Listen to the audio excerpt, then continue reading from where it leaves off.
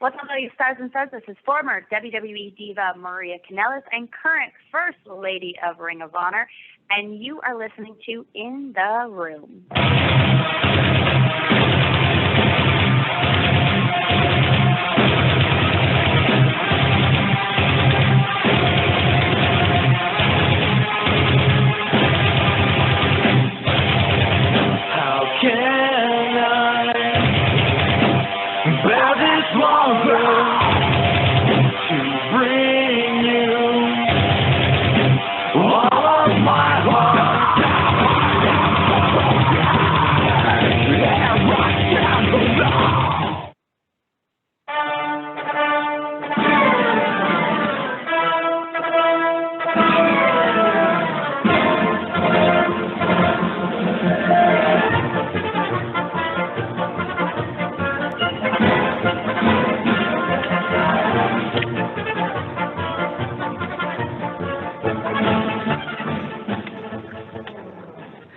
All right, ladies and gentlemen, we're back, and we're on the air. It's In the Room on the VOC Nation Wrestling Network, right here live on VOCNation.com. Brady Hicks, and I am very excited to be here with all of you once again. We're going to have a fun time tonight. I can feel it, and I got a good feeling about tonight. I really do. Great guests, lots of great company. Of course, the lovely Kathy Fitz joining us once again. What's going on, Kathy? How you doing tonight?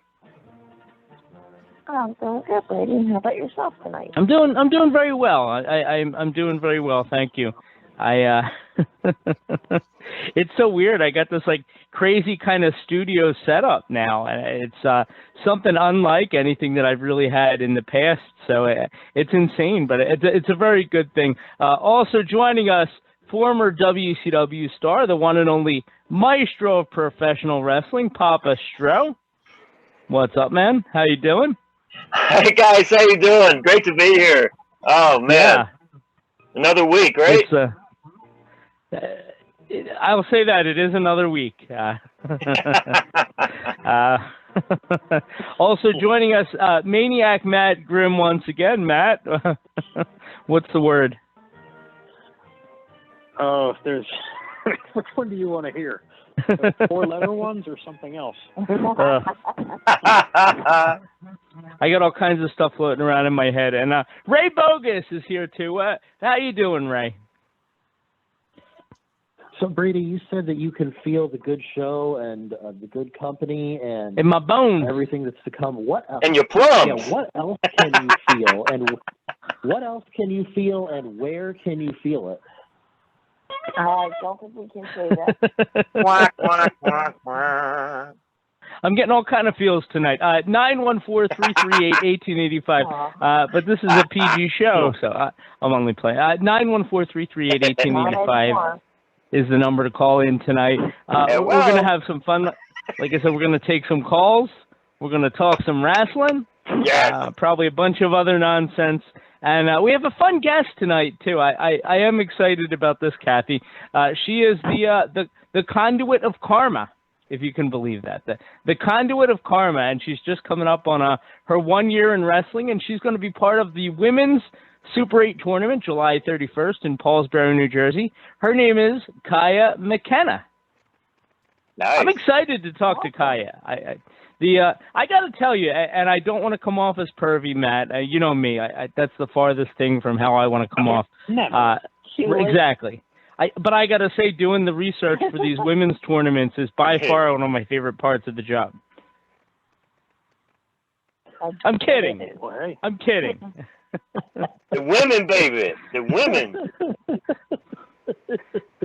You know it's going to be a good guess. When I'll just turn that over to Kelly. Turn that research over to her. I need you to look up these women for me. The door is closed for a reason, right? This is a closed research session. I'm only playing, of course. Yeah. You know, and I say this as no offense to our guest, because this isn't really her, but you know it's bad sometimes when you go to look up a guest, and the only thing that comes up under their name is their Instagram account. Oh, That's man. how you know it's. That's not her. That's not Kaia McKenna. I'm just saying that's always a fun time when you know that that's all you're going to find about the person. Hey, so Instagram sweetheart. Yeah, so 914-338-1885. And I got a bunch of topics kind of floating around in my head tonight. I know, Matt, you kind of texted me a couple earlier. One that jumped out at me, and it's kind of like, I don't know, it's like one of those leading the question ones, but to me, it's totally cool to lead the question if it seems pretty obvious. So I'll ask the question, and I'm curious what everybody thinks. Is Britt Baker the best women's act going on in wrestling today? And I got to say she's up there if she's not number one. She definitely is near the top.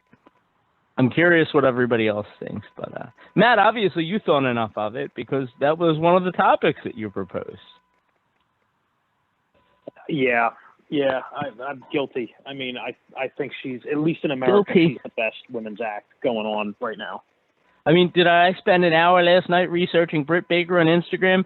Guilty. I'm guilty of that. Sure. Like, best women's act. who isn't guilty of that? It'd be hard to argue against it. I mean, Yeah.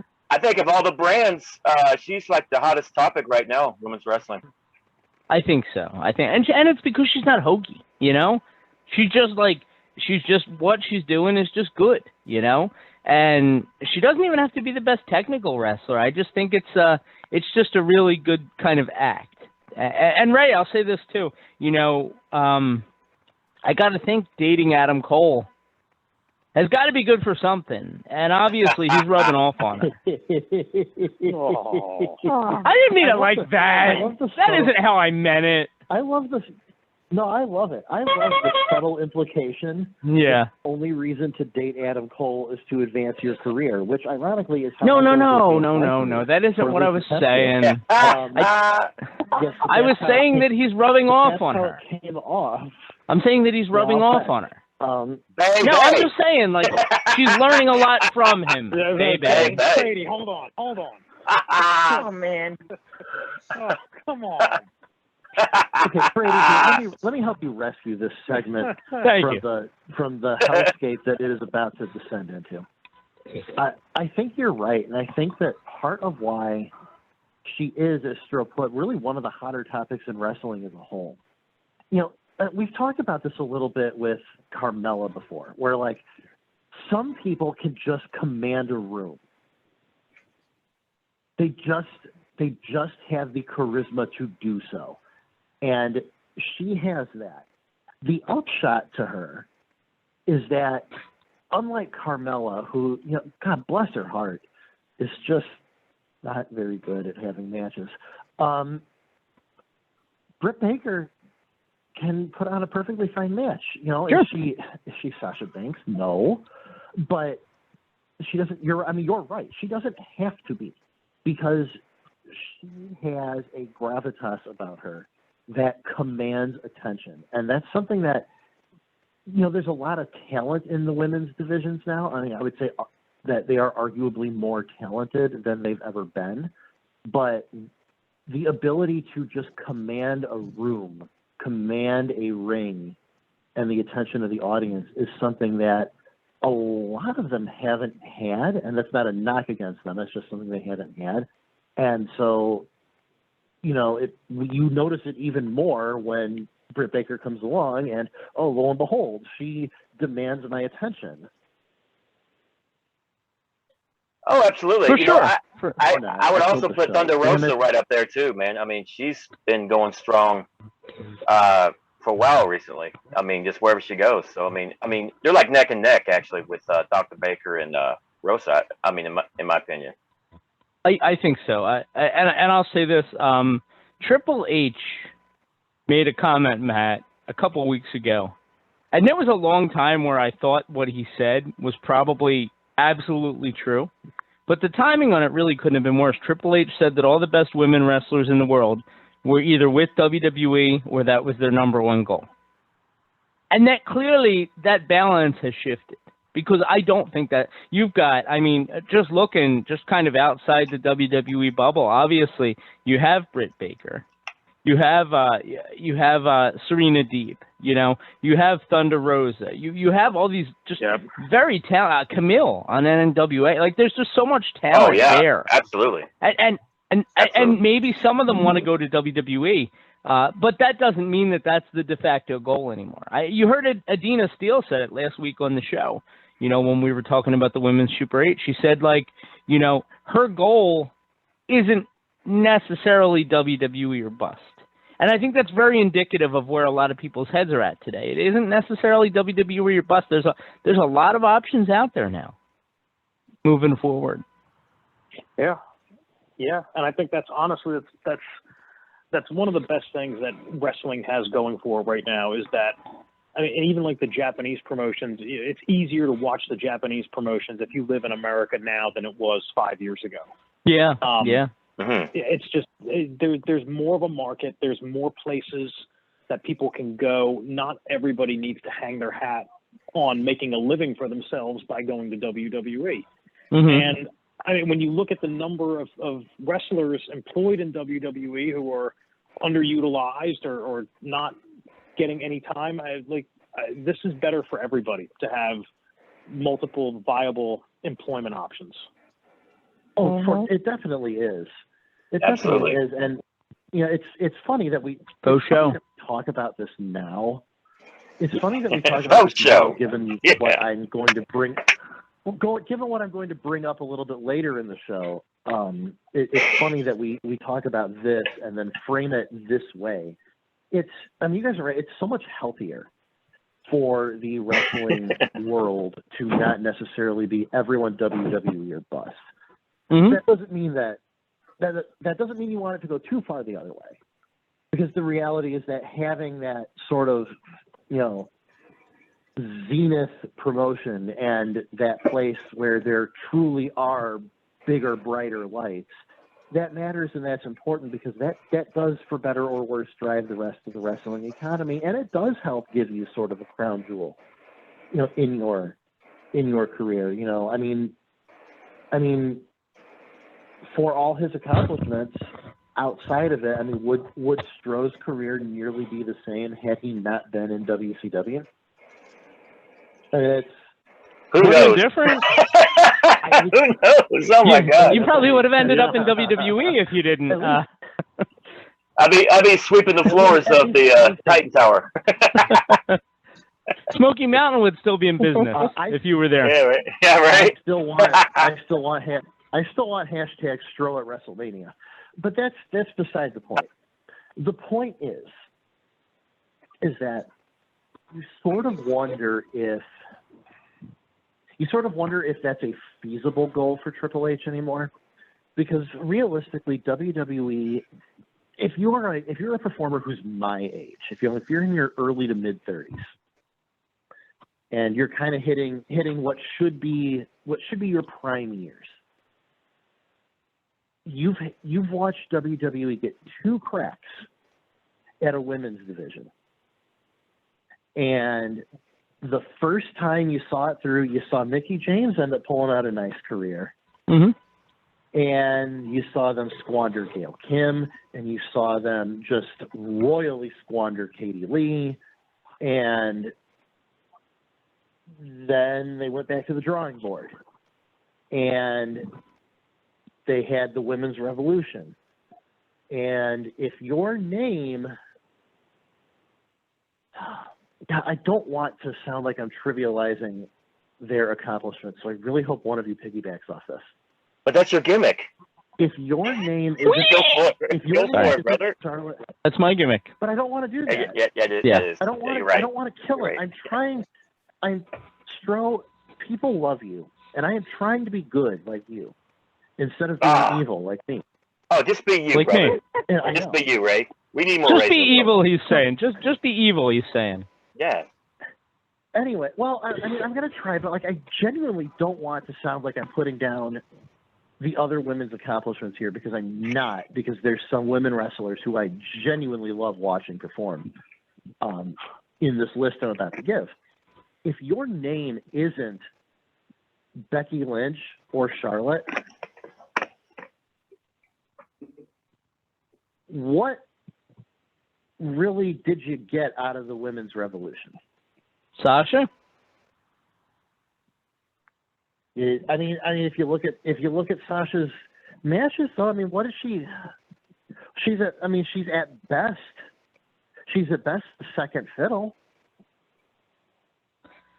So, I wish I could get my hips moved like Sasha does in her entrance. I wonder if it's like even, that. That'd be amazing. I don't know. I just wonder if it's even feasible for Triple H to reach that goal anymore, given that, you know, like I said, if you're a performer who's, you know, hitting their best years, you're looking at WWE saying, you know, you had 2 shots at this, one of which you actively attempted to succeed, and you still really didn't do much with it. I mean, they've had a few shots over the years, you know. If you think about it, like, you know, you're talking about that Mickie James era, and then, like, you know, a bunch of them kind of left, like Gail Kim, they released, and they brought in all the models, if you remember. And that gave way to Natalya and AJ Lee and, like, a bunch of other women that, like, were really good, you know? And you don't even have to be the best technically. Like AJ Lee wasn't, like, an amazing wrestler. But she was just so good and such a natural at what she did that, like, the fans naturally gravitated toward her. And for a few years there were no women that the fans could kind of naturally gravitate to. And I think that really is, like, the biggest issue. Like, the Bella twins didn't really get a personality until Total Bellas. And there would still be some that say that they're pretty vapid still. I think they're a lot better than they used to be. Matt, remember we have a mutual friend. Matt, you remember we have a mutual friend that went to high school with the Bellas, and you remember what he said about them. Yes, we do. Yeah, I do. Yeah. I don't. I'll leave it to you if you want to repeat it or not. But that's okay. It's not entirely flattering. Let's say that. Well, Brady, I guess 2 things real quick before we kick it to someone else to talk. 2 things. Number one, I've never met the Bellas personally, but I got to tell you. I did. And I'm not going to pressure you. And they're everything that you'd imagine. Either of you guys. Yeah. Sorry. I'm not going to pressure either of you guys to tell the story. Yeah. But what I will say is that if you said, draw a picture to represent the Bella twins, and you just drew a hot air balloon, I would not question that for a second. Well, you'd have to draw 2. You'd have to draw 2 hot air balloons. No, I don't think. Well, there's 2 of them. I thought you'd have to draw. You wouldn't draw 1. There's 2 of them. I don't think. There's not a lot anyway. Yeah. Number 2, I think there's a lot. You kind of went a different way than what I was going. I mean, yeah. I apologize. They had AJ Lee, and she was. No, it's not a reason to apologize. I didn't mean it. Different ways of thinking about the topic. They're just different ways of thinking about the topic. And I'm always good at presenting a different way to think about it. God, you are on one today. Sorry. You're right. You ended up, the models gave way to Natalya and AJ Lee, and yes, they're good, maybe not necessarily the most technically sound or the best on the microphone in Natalya's case, but we're definitely good, interesting wrestlers that people can or could care about. What I was saying is, show me the AJ Lee DVD. Show you what? The AJ Lee what? Say what? AJ Lee DVD. What? I think we would have had one if she didn't leave with CM Punk. But what would have been on it? Well, she was involved in some of the top stuff from like 2011, 2012. That was like all her. I mean, not matches. You're right. Like, I mean, she was in okay matches. I mean, I would imagine she had like that match with Caitlyn on Raw that I thought was pretty well received for what it was. She had the stuff with Nikki Bella. I'm trying to think, like, she definitely had stuff. I'd have to look into it a little. When I say that WWE had 2 shots at this apple and they whiffed on both of them, What I mean is, like, like I said, show me the AJ Lee DVD. Mm-hmm. Show me the Sasha Banks DVD. Because, like, a DVD of a bunch of losses is not. I mean, you can at least pick out a couple of wins for Shawn Michaels. If I'm being fair, there's. I'm sorry. If I'm being fair, they haven't had a goddamn DVD since 2014 because of the network. So, like, Sasha Banks, she's had documentaries on there. She's had profiles on there. They've done best of Sasha Banks collections. That would have been a DVD. Sasha Banks would have a DVD by now if they were making DVDs. We're not in the DVD business, brother. We're in the entertainment business. As the guy from Wrestle Talk in the UK would say, yeah. Damn it! Sorry. Go ahead, Ray. I interrupted you. Damn DVD. Well, I mean, Brady, when I say show me the DVD, it's an analogy. Like, show me the body of work that you're going to highlight this wrestler and say, look what we did with this talent. Her sunglasses, when she makes her entrance, she's got an array of sunglasses. It's amazing. Sorry. The whole closet probably full of them. If your argument is that Sasha Banks doesn't have a body of work that would get a DVD, I think you're wrong. I do. And I'll bet you every fan that called in would agree with me. God, you are narrowing this so far. you're choosing to be impossible right now. I don't know. What do you think, Matt? Does Sasha Banks have enough for a DVD? I think she does. That wasn't even I think her NXT run alone is enough for a DVD. Never mind. They might want. They might even want to limit it just to that. They might want to just limit it to that. Yeah. Sorry, Ray. Those Hell in a Cell matches with Charlotte Flair, though, was pretty brutal. Yes. No, you're right. I mean, latching onto this, the point was, Nimrods. The point was, they more often than not, do they produce that career, or do they produce a career that you would really struggle to make a program with? I think we're going to have to revisit this. I do. And I'm curious what everyone else thinks as well. 914-338-1885. Because I think if you're talking about Sasha Banks, I don't know, Ray. I feel like you're targeting the wrong person. There's women on that roster that you could say that about. But Sasha, you are. God, I kind of think she's been the workhorse of the company. Stop. Okay. Brady. Am I taking crazy pills here? Is it just me? Yes. Are they laughing at me or with me? I Brady. can't tell. We're with you. We're with you, brother. With. We're with you. Okay. All right. Man. Brady. Yeah. My point was, more often than not, as a whole, not just Sasha Banks, as a whole, more often than not, they have grossly whiffed on their female performers. That's fair. And that's fair. Is certainly part of the reason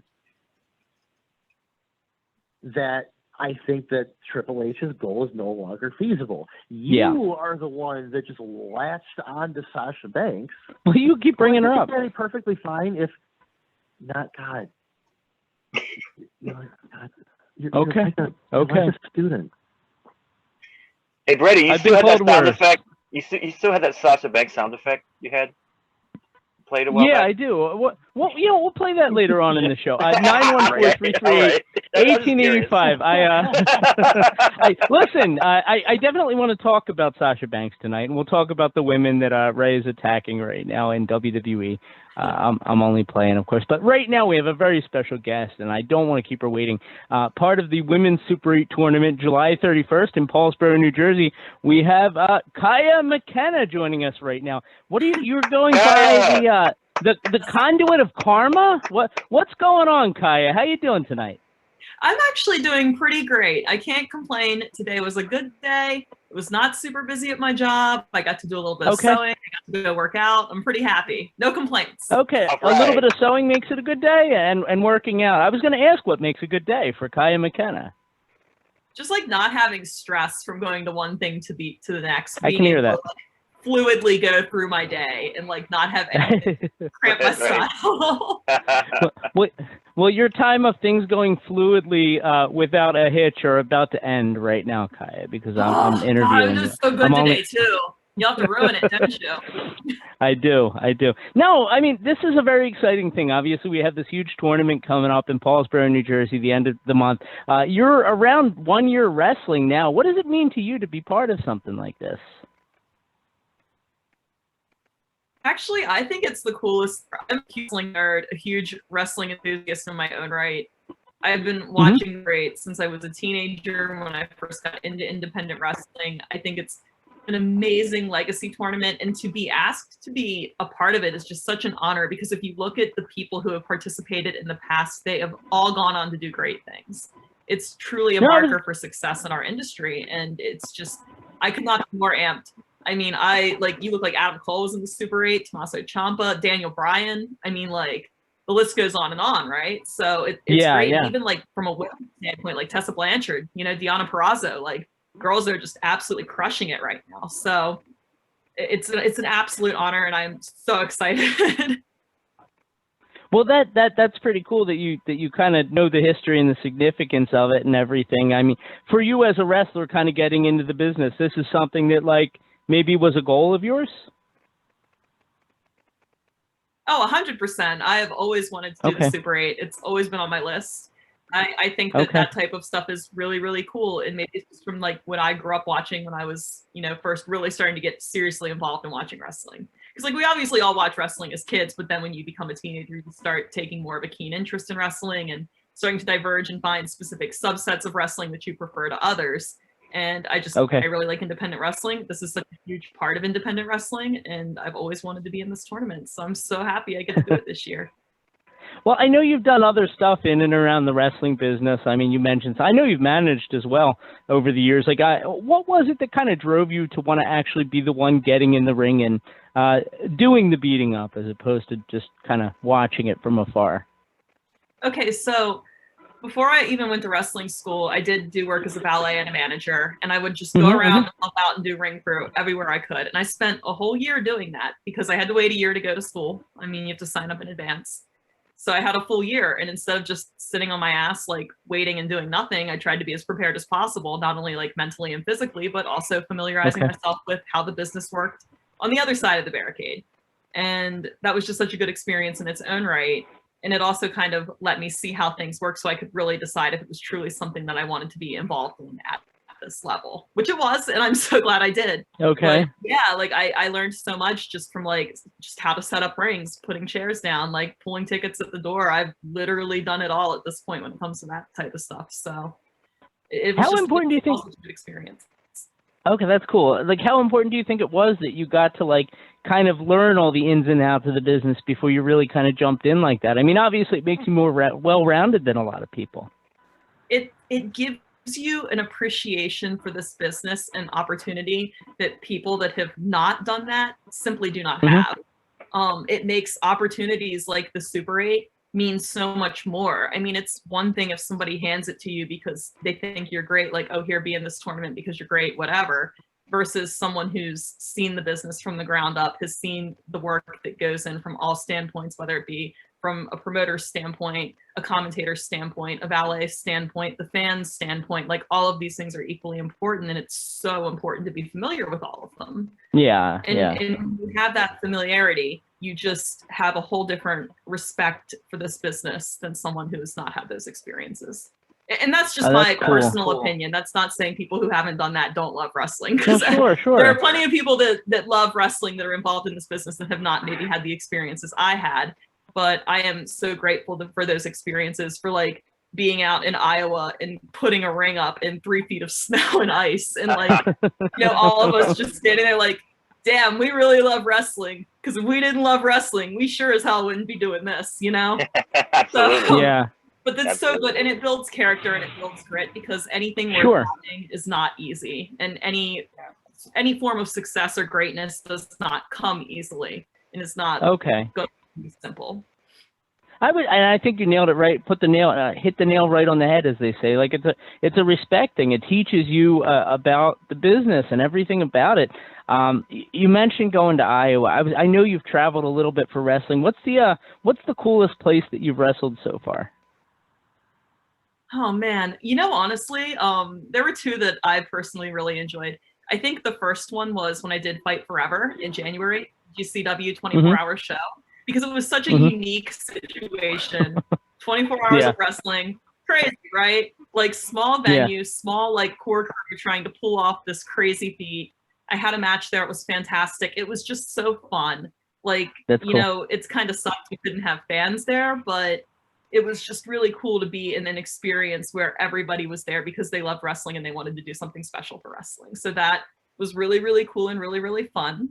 And then I would say the other place that I thought was really, really cool was actually when I got to wrestle at White Eagle recently for WWR Plus, which is like a women's wrestling promotion that has resurged out of Beyond. It's amazing. The talent's awesome there. But just to be in White Eagle is so cool, because Beyond is such a cornerstone of indie wrestling. And it's one of those things you watch when you're in wrestling school and you watched on the indies and you're like, oh, that's so cool. And I just remember like walking into White Eagle that day and like helping set the ring up and being like, man, this is so cool, because you see it on IWTV and like, but to be there and be a part of it was just amazing. And the fans there were so welcoming and just enjoyed everything we had to give them, and you couldn't ask for more than that. It's just people who enjoy wrestling at its core.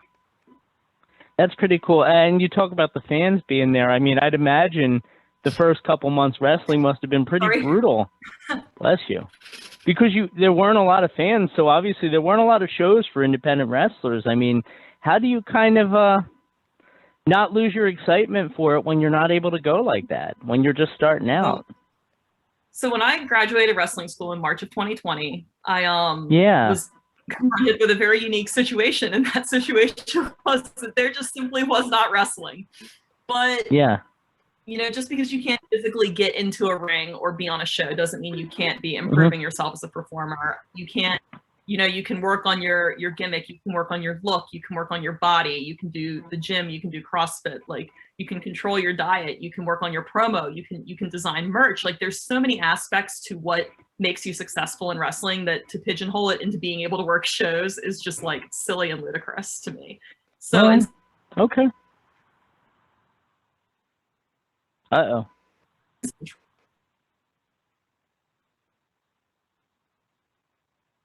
Did we lose you?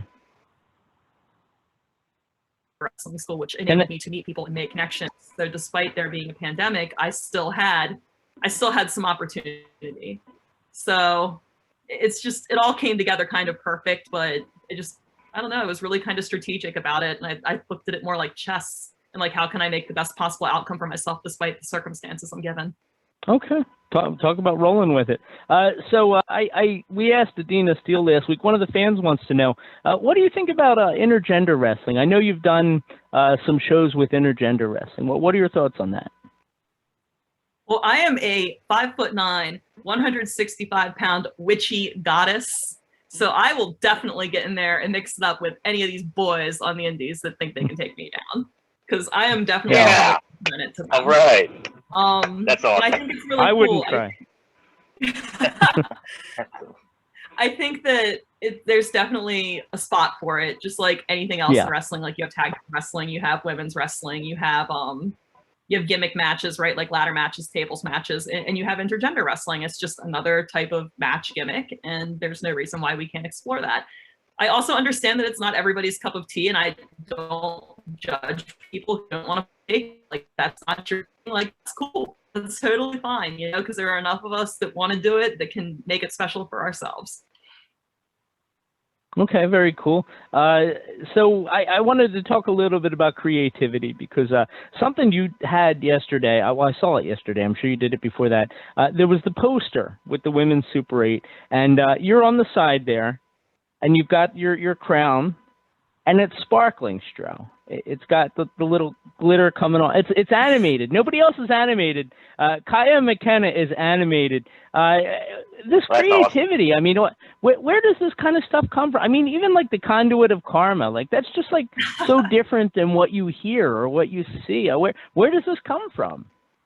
It comes from a strong drive to just be something different and be myself. Mm-hmm. Like in a world where you can literally be whatever you want, you have free will. Why are you going to be like everybody else who's out there? Why are you going to do something that's been done 1,000 times? Why are you not going to make the effort to do something special? So wrestling is special to me. And as much as I like physically mixing it up in the ring, I'm also a huge fan of stories and getting people invested in my character. And I want them to wonder what the Conduit of Karma is up to. Like, what's her motives? Why does she do what she does in the ring? Like, how's she going to handle this opponent? Like, will her magic come into play? Like, I want people to have that investment in my character that goes beyond what I can physically do in the ring.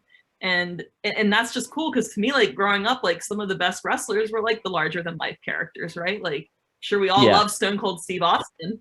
Was it that Stone Cold Steve Austin had the most innovative, creative moveset? No, not necessarily, but like he was a true entertainer, and he was able to get people to invest in him as a wrestler and as a character. And I just always thought that was so cool. Another person who does that really, really well, I think, is Su Yung. I love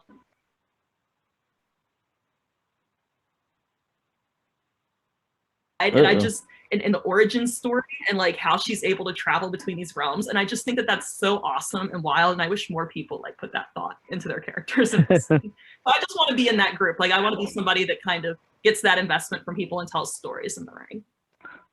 You're obviously like a question ahead of me here, because I was going to ask you about some of your influences in wrestling, Kaia, but since you kind of mentioned Stone Cold and Su Yung, anybody else that kind of like helped to shape who you became? Who you are becoming?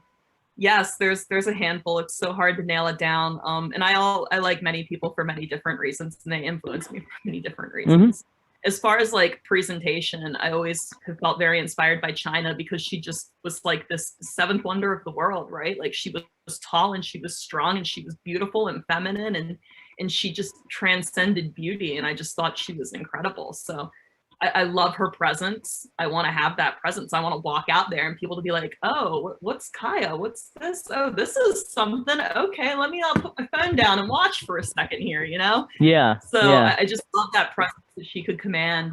I love the great Muta. I think he's incredible. Yes. Noah Champion, by the way. But love the great Muta. Love that he has this otherworldly, like mythical, magical, like essence to him that people have never quite been able to figure out. I love that. I love that people have all these theories and ideas about Muta and whatnot. So I really like great Muta. As far as like actually like influencing my in-ring style, I'm a huge technical wrestling fan. I love Dean Malenko. I love like early Bryan Danielson and Nigel McGuinness. I love Johnny Saint, World of Sport. Those are the tapes I watch, because it's such innovative offense. It's ways that your opponent doesn't see you coming. You know, it's something different. You know, it's not everybody's doing it. You can always learn something from watching those guys and make it your own, per se. So those are some of my student. Okay, cool. Like as like kind of being a student of the game, as it sounds like you are. Do you find that people underestimate you sometimes in the ring? All the time, because they see me come out and I have my pretty little crown, and I have my pretty little robe, and I got my pretty little smile, and I'm like, oh, I'm a happy little good witch. Yay, let's do happy magic. Yeah, no, you're fooling them. Yeah. And then I totally kicked their ass, and they didn't see it coming. Okay. Because wrestler, and I am here to do a little bit of we'll just call it, since it's technical wrestling, we'll call it pure magic, right? So that's what I bring, is I bring my pure magic. Okay. And people definitely underestimate it all the time. But I would rather it be that way. I would rather all of my opponents not find me threatening, because then they don't bother to prepare for me. If someone's a threat, you're researching, you're watching tape, you're trying to see why they do what they do, with how they tick, like how they set people up, how they pull out pins. You're studying. But if you write someone off because you think they're just like, oh, she's just a gimmick, she's just a witch, right. whatever. That's easier. That makes my job easier because then it's like, well, I'm still preparing for you, whether you're preparing for me or not. So yeah, I'm all about it. Please think I'm dumb and I don't know what I'm doing because that's a huge advantage. Well, there you go. There you go. And heading into a Super 8 tournament like this, I mean, where I think the playing field is so even because a lot of the women are kind of on about the same level, different kind of years of experience with them. But just to think that, like, maybe you could kind of come in as an underdog and catch some people off guard. I mean, we're talking about Vicious Vicky, Erica Lee, Tina San Antonio, Adina Steele, Damaris Dawkins, Ashley D'Amboise, Gabby Ortiz, and of course yourself, Kaia McKenna. Is there anybody on that list that you think, like, man, like I would really like to get in there with them? Oh, Damaris, hands down. She is just such an amazing wrestler and like such a good skill set in the ring and like can just such a fusion of styles. Like I feel like she's also somebody who's a little bit like an underdog like me that could really surprise a lot of people in this tournament, and I would love her. I remember when she was the ECWA Women's Champion. I think a lot of people underestimated her back then. Super formidable, and I have a lot of respect for her as a fellow competitor. It's a stacked playing field, but yeah. Okay, I interrupted you. You were going to say somebody else too. I'm sorry about that. Oh man, like to your point, like everybody's pretty balanced. I would say Erica Lee is a very formidable threat. Like, you know, she's not tiny. She's like me. She's tall. She's strong. You know, she's got a very diverse moveset. That seatbelt suplex murders people daily on Twitter. I see gifs of her just destroying people with it. Like she's on a roll. She's holding some titles. Like, man, that's a lot of momentum to bring into a tournament this big. So that's definitely somebody who's a huge threat to me as well. Who was that? Okay. You dropped out. What? You can not maybe not be the most experienced person. You might not be the most diverse person, the most technical person, the strongest person, the flippiest person. The list goes on for days. But what you can do is you can outwork every other person in that tournament leading up to it. You can prove to everybody why you're going to pull it off and why you deserve the win when you get it. Because there's no substitute for hard work. And I have been busting my little witchy ass to get ready for this tournament.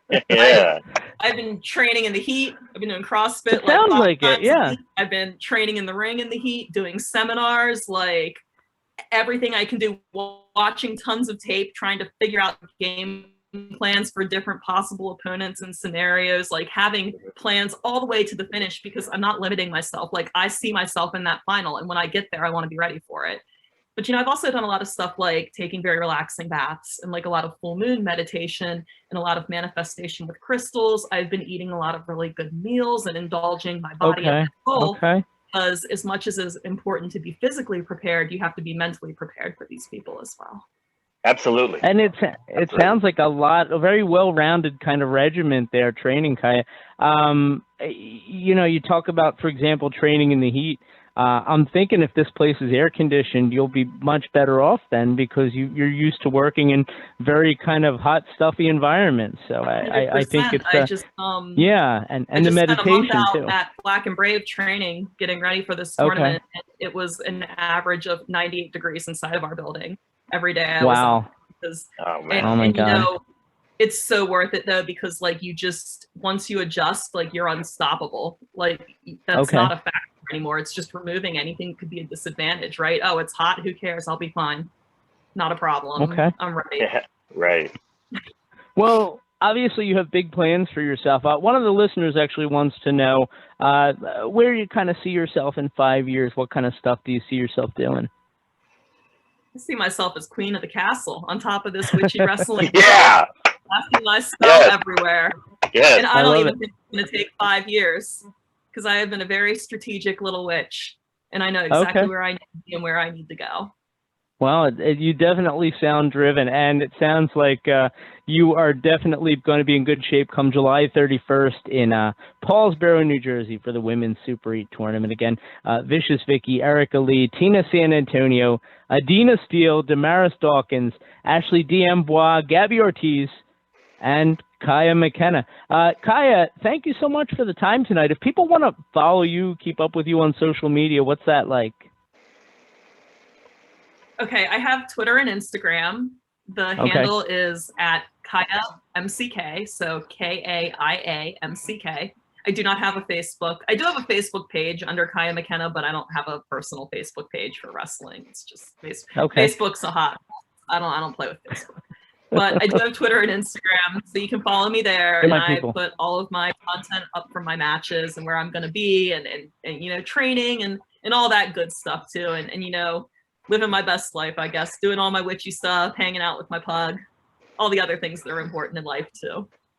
Now, you mentioned witchy stuff. I gotta, because that's like the 4th or 5th time you said it. What is witchy stuff? Oh, it's all sorts of things. You can't like pigeonhole it into one thing. Okay, all right. My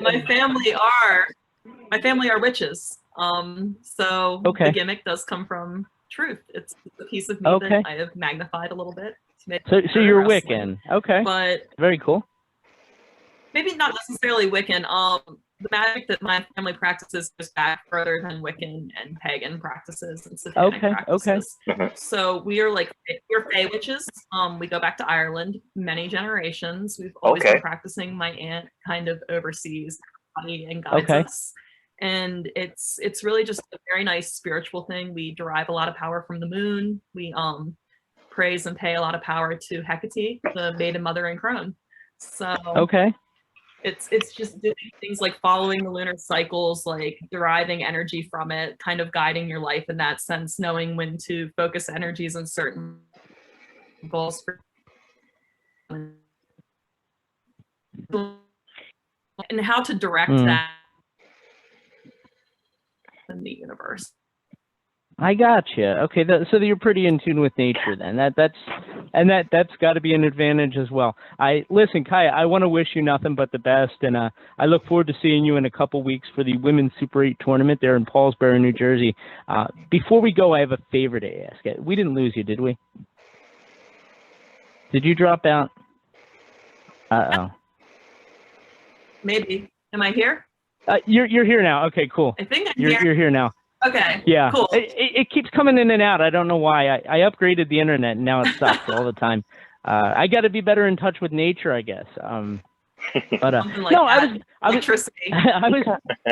going to ask you. So what we've been asking the competitors to do is, if it would be all right, I'd like you to record what we call a bumper to play on the beginning of the show. You would say who you are, and you'd tell people that they're listening to In the Room. And then when you're big and famous in a couple months, I'll be able to act like we were best friends the entire time. Does that sound okay? Yes. Sounds good to me. Sweet. Thank you. Something like this, so the name you're listening to In the Room and my little personal flair. Yes, exactly. And you're the master at it, so I won't tell you how to do it. Okay. Whenever you're ready. What's up, guys? This is Kaia McKenna, and you're listening to the Magical and Mystical In the Room show. Love it. Yeah. Thank you so much, Kaia. Thank you, Kaia. Thank you. It was great. You're awesome. You have a personality for this for sure. I think you're going to go really far. So best of luck with everything. Myself. That's the easiest personality for anybody to have, is to just be themselves, right? Never stop. Never stop. That's you. Never stop. Yeah. And that's Maestro telling you that, by the way, from WCW. So. Of course, yes. How are you, Maestro? It's a pleasure, Kaia. It's a pleasure. You know, I got a very good piece of advice when I was in wrestling school, and it was from my coach. It was don't play the witch, be the witch. So I just there you go. Witch. Yes. What a perfect way to end it. Kaia, best of luck, and I'll see you on the 31st. It'll be really exciting. Absolutely. Take care, guys. Thank you so much. And you guys, of course, can check out Kaia McKenna and the other women of the ECWA Super 8 tournament.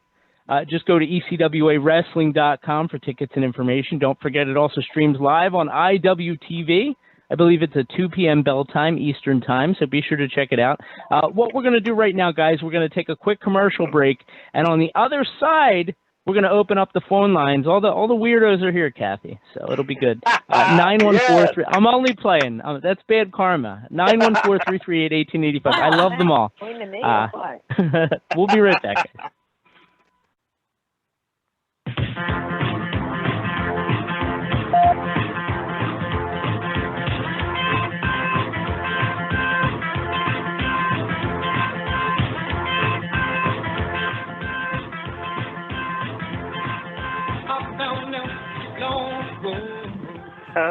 All right, we're back. 914-338-1885 is the number to call in tonight. Brady, Hicks here. I've got Kathy and Stro and Ray, and believe it or not, Kaia McKenna hasn't been creeped out yet enough to leave, so she's still here with us, and we're very excited. Actually, Kaia, I should ask you, we just had an amazing interview that probably rivaled what we just did on the air. Would we be able to use parts of that? Would we be able to kind of put that out there as well, or was that all off the record? I don't think anything bad was on there. Yeah, I don't think I was misbehaving too much. I don't think you were fine. You're great. We don't have to. I just thought it might be of interest to people. Maybe we could put it behind like a paywall. Maybe like there's like a clip like, hey, are you guys okay are you okay if we pull this clip, and I'll like let you know. Let me look at it. Yeah. Okay. Let me look at it, and maybe we'll put it behind a paywall because everybody will be too cheap anyway. I'm only playing, of course. Oh, Kai, you've been rocking it tonight. So yeah. We've talked about just some of my experiences on ring crew at GCW and stuff there, and hardcore wrestling and how cool that is, and it is super great. The deathmatch stuff and how nice all those guys are and they're girls. incredible. Yeah. We definitely covered the gamut. Go ahead, Ray. I was going to say, it makes a lot of sense that the deathmatch wrestlers are some of the nicest people, because when you've accepted that your career involves seeing how close you can come to committing suicide, I suppose that would bring like a sense of inner peace. You know, like you don't have much to like be mad about anymore, because that light tube could break in just the wrong way. You're at peace with yourself, is what you're saying. So like chairs are one thing, like a table or a door is one thing, like, you know, barbed wire is one thing, like tacks are one thing, but like glass is so unpredictable. Glass is crazy. Like a chair is pretty much going to do what a chair does. Like a table or a door is going to do what that does. It's going to break upon impact, but like you cannot control where glass goes, what direction it's going to fly, how it's going to be. Yeah. That's so true. That is the craziest thing to me about like the glass in deathmatch wrestling is the unpredictability factor. Like you can say it's safe, but glass really isn't safe. You can make it like safer, but there's no way to control where glass goes. And to me, that's like the biggest risk. And that's what makes deathmatch, I think is I'm not sure, don't quote me on this, but I believe the difference between hardcore and deathmatch is deathmatch utilizes glass. Someone might correct me on that. I don't know. There's always people on the internet who know. So if you know, please correct me, because I won't know. But that's what I've heard is that's the difference between your run-of-the-mill hardcore match and actually a deathmatch. But and that makes sense. I misspoke earlier. Yeah, go ahead. What's that, Stro? No, I'm with her as a gas to experts. But she definitely has a point. I can't imagine paying good money to sit in a front row and be at risk for getting hit with shards of glass for money. Like to pay money to do it. I can't envision that. But there are people who love it. Gloves when I do ring crew there. You get the gloves and the. I have leather work gloves because it's like I'm good. I don't want to cut my hands all up. You know. Well, that's how I know AEW is going to be good, because like if I see Bryce Remsburg put on the gloves, I know AEW is going to have a good match. It's going to be insane, I should say. You know. I think I might just be protocol. Like if someone gets like busted open at this point, for them to just put gloves on, just because of bloodborne pathogens. Stuff. Like a sanitation, and you're a big promotion, they're probably doing blood work on their talent and being more thorough with that process than people in the indies per se. So, have you ever seen like a scary injury, whether deathmatch or otherwise? That's something I'm always afraid of. I've definitely seen a couple where I'm like been like, oh that looked bad. Like it's that looked bad. Yeah. And like sometimes it's not, and sometimes it is, and it sucks. You don't ever want to see people get injured, but it is a part of wrestling. So you just do the best you can to get them the help that they need, or the medicine that they need, or the attention that they need. I've been fortunate that I've not witnessed anything totally horrific in person. Yeah. Knock on wood for that. I like at Super 8, the men's Super 8. I guess it was back in May. Dasher, a very good professional wrestler, he broke his ankle in the final. That was so heartbreaking. Yeah. Oh my God. I know. He's actually going to be doing commentary with me in July. I'm really excited. So for this tournament, he'll be there. Yes. Yeah, that'll be cool. That's exciting. Because I've never had the opportunity to kind of sit down with him like that. So I think it'll be really cool. But like when he got hurt, he got carried to the back, and as soon as the show's over, I go running back there, and Kathy's coming out, and I say to Kathy, "How bad is it?" And Kathy's like, "It's bad." And I'm like, oh God, I'm thinking like, is his ankle like the wrong way, or like, what am I going to walk into here? You know, I was terrified. Yeah, and you're squeamish, so I don't know why you're up there investigating it. I'm a baby. I'm nosy, but I'm scared. What's that? It was broken in 3 spots. Yeah. Oh wow. Bless his heart. Yeah. That was so sad. That was awful. Of course, by the time I got around to the other side of the ring, I went, "Why did you take your shoe off?" He went, "I shouldn't have." I went, "Nip, because it's a balloon now." Yeah, I can only imagine. It was probably, I would imagine, supporting the injury to an extent. Yeah. Exactly. And it keeps the compression on it, so it won't swell that much. That's smart. Well, that's good to know. Oh, so scary. So, Kathy, I was not supposed to take my shoe off. Okay, damn it. That would. Did you break your foot? Explain it. Okay. I've broken my ankles 3 times. Twice playing hockey, and once, as much as I'm ashamed to admit it, playing volleyball in a backyard. Wow. Okay. I tell you, like, even in wrestling, most of the injuries are never like horrific, like moments. They're like somebody hits somebody in the face accidentally and busts their eye, or like someone go plants and twists and like blows their whole fucking knee. Like it's never anything like as you think it'd be like something crazy catastrophic, and like that does happen, but like 9 times out of 10 it's just like the most simple thing, or like something you've done a million times and like or you just land wrong, or like even people with their necks that'll be like on moves they've done 1,000 times and just like the wear and one wrong impact. It's not like any one particular thing was like so outrageously dangerous that it caused it. Right. Yeah, the one death match I was a medic for, the guy had slashed his leg open, and I was working on the one guy, and a friend of mine was working on this guy, and she's like, "It's bad." And I said, "How bad?" She goes, "It's bad." And I said, "All right, get him right to the hospital. Go." Yeah, just. And she's like, and they go, "Oh well, we got to get the senton out of his head." Oh, geez. You're already taking him to the hospital. Just take him and they'll pull it out there. Like, right. Let me explain it. Yeah, no, it can stay for 5 minutes. Let's go to the hospital. You heard him screaming as they pulled it out. Oh, God. Yeah, those, I'm not squeamish, but I don't want to see that. Yeah, no, I'm good. I'm not squeamish, but that's the one thing. I'm Kathy, just like, was it those pokers? Oh, was it like an anguish scream, or was it like, yeah, it's out, all right? Oh no, it was anguish. Oh, I'm sure it was miserable. See, that's oh man, it was a shoot, brother. Yes. That for real sucked. Right. Think of a cap, say a good-sized bottle cap with spikes on it. If they use them in like floral arrangements, like it's like a little round thing with like little sticking out of it. Man. They can't just do like rubber ones and like. I haven't ever seen one in ECW in my time. Yeah.